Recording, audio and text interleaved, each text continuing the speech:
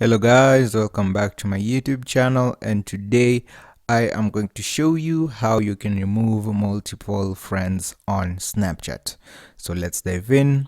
First thing you have to do is to click your profile, the top left icon on your screen. Then you want to scroll down and you can see my friends here. You want to click on my friends, and this is the list of all my friends.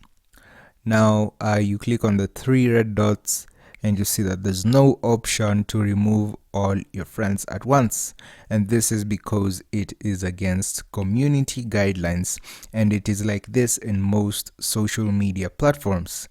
Now what you can do is you can remove your friend one by one. If you want to remove a friend, all you have to do is do it one by one, because that is how most social media platforms are. You just click on your friend and you want to click manage friendship, and the next thing you have to do is to click remove friend, and you can remove your friend, and you can only do it one at a time. And I hope you found this information helpful, guys. If you did, please be sure to leave a like, comment, and subscribe.